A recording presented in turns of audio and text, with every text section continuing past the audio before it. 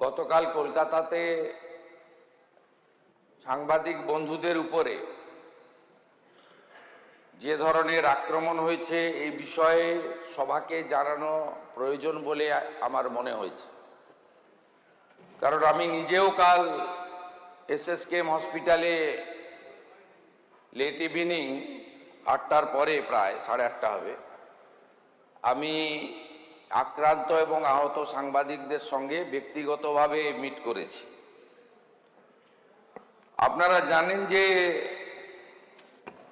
United cockroach March ব্যানারে একটি আন্দোলনের ঘোষণা করা হয়েছিল। Cockroach party, self declare cockroach পার্টির সদস্য দেবদীপ্য গাঙ্গুলি বিভিন্ন বামপন্থী ও অতি বামপন্থী সংগঠনের পক্ষ থেকে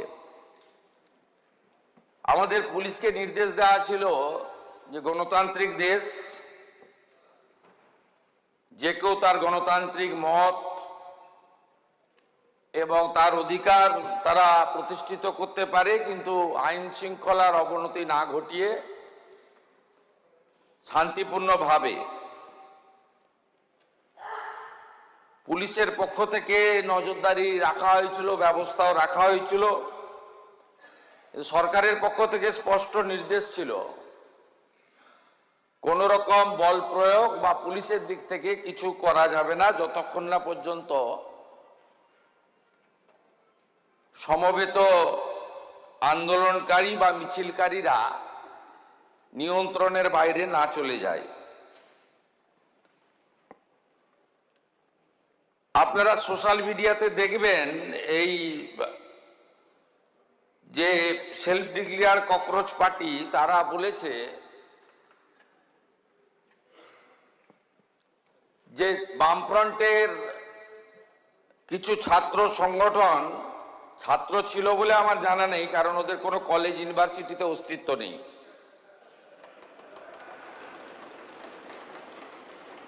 তারা এই কর্মসূচিতে ঢুকে পড়ে। এরা হলো এসএফআই, ডিওয়াইএসএ, এআইডিএসও, এআইএসএ, এআইএসএফ, এআইএসবি, পিএসইউ আর ইত্যাদি ইত্যাদি। এই মিছিল শান্তিপূর্ণভাবে এগোচ্ছিল। মিছিলে পুলিশের যা হিসাব ক্রাউড ছিল 9000, তার মধ্যে কলকাতা এবং পার্শ্ববর্তী এলাকা থেকে ভোটে হারারা পিছন থেকে খিদিরপুর, মেটিয়াবুরুজ, রাজাবাজার, পার্ক সার্কাস, আকরা ফটক, বেলগাছিয়া, রাজারহাট, নিউ টাউন, বাগুইহাটি এবং ইত্যাদি ইত্যাদি সাপ্লাই করেছেন। পুলিশ পুরোটাই সংযত ছিল, টিভি মিডিয়া সবাই দেখেছে। পরবর্তীকালে যখন ডোরিনা ক্রসিং এ আসে, প্রথমে জুতো এবং বোতল দিয়ে শুরু করে, তারপরে টার্গেট করে সাংবাদিকদের, কারণ অনেক চেষ্টা করার পরেও পুলিশ ওদের পাতা ফাঁদে পা দেয়নি। আমাদের নির্দেশও তাই ছিল। ওরা চেয়েছিল পুলিশ লাঠি চালাক, গ্যাস ফাটাক, বল প্রয়োগ করুক এবং তারপরে নাটকটা একটু জোরদার চলুক, সে সুযোগ পুলিশ দেয়নি। আমি কলকাতা পুলিশকে এবং যারা ডিউটি দিচ্ছিলেন তাদেরকে ধন্যবাদ জানাই।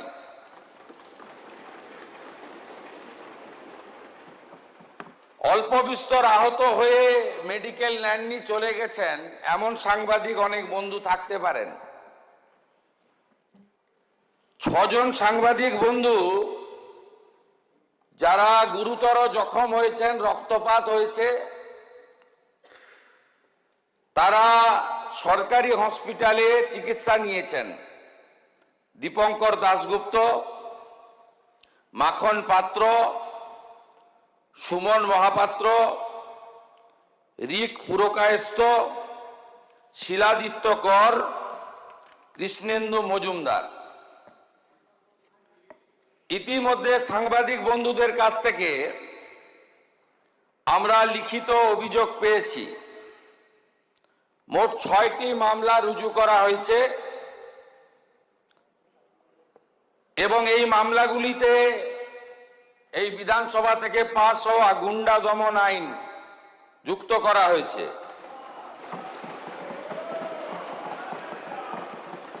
1 নম্বর রেফারেন্স কেস হেয়ার স্ট্রিট থানা, মামলা নম্বর 151, অভিযোগকারী Rahi Haldar. Reference 2 Hare street থানা, মামলা নম্বর 152। এইভাবে মোট সুনির্দিষ্টভাবে 6টি মামলা দেওয়া হয়েছে। মোট 6 না 7টি মামলা, এন্টালি থানাতেও একটি মামলা হয়েছে। এই মামলাগুলোতে গুন্ডা দমন আইনকে যুক্ত করা হয়েছে এবং প্রায় 70 জনকে চিহ্নিত করা হয়েছে, যাদের একজনও ছাত্র নয়, যারা একজনও সেলফ ডিক্লেয়ার ককরোচ পার্টির মেম্বার নয়, যারা একজনও নিট সংক্রান্ত আন্দোলনকারীদের অংশ নয়। 4 জন কুখ্যাত লোকের নাম আমি এখানে বলছি, যাদেরকে আমরা ছাড়বো না। আরো বাকিগুলোর নাম তো আমি এখানে বলে সময় নষ্ট করব না। Afroz of Rajabagan, Nahid of Khidirpur, Tanvir and Nizam of Iqbalpur, Rahul Jamal of Watgunge. এই 5টা গুন্ডার নাম আমি এখানে ঘোষণা করলাম। গুন্ডা দমন আইনে এমন ব্যবস্থা নেব যাতে একদিন নয়,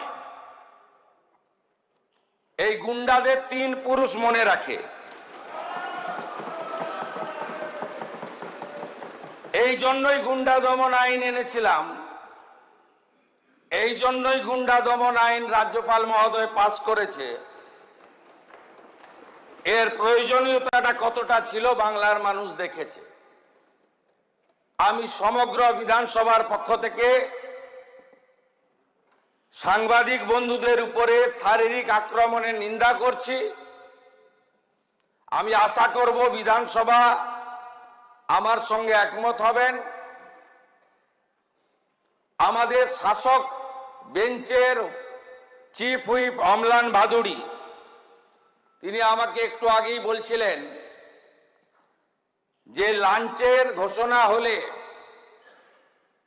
ভারতীয় জনতা পার্টির বিধায়করা বুকে কালো ব্যাজ লাগিয়ে সংবিধান প্রণেতা আম্বেদকরজির মূর্তির নিচে সাংবাদিকদের উপর আক্রমণের নিন্দা করে একটি কর্মসূচি নিয়েছেন এবং সংবিধানের 4র্থ স্তম্ভ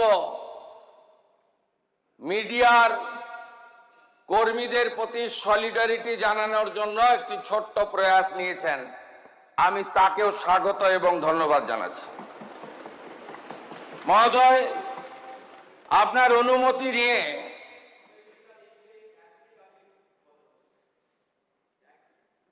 আমি বলার পরে আপনাকে বলতে হবে এসএফআই এই আক্রমণের সঙ্গে যুক্ত নন। আপনার নেত্রীরাই তো বলেছে কাঁদানে টিয়ার গ্যাস নিয়ে পুলিশ দাঁড়িয়ে আছে, সবাই একটা করে জলের বোতল নিয়ে আসবেন। আমাদের কাছে তো সোশ্যাল মিডিয়া আছে। আপনারা তো কর্মসূচির আগেই বলেছেন জলের বোতল আনতে। সেই জলের বোতলগুলো হাজারে হাজারে কিভাবে ছুঁড়ছিলেন লোক দেখেছে। ডিম ছোড়াটা যদি বাংলার সংস্কৃতি না হয়ে থাকে, সাংবাদিকদের উপরে বোতল আর জুতো ছোড়াটাও বাংলার সংস্কৃতি হতে পারে না।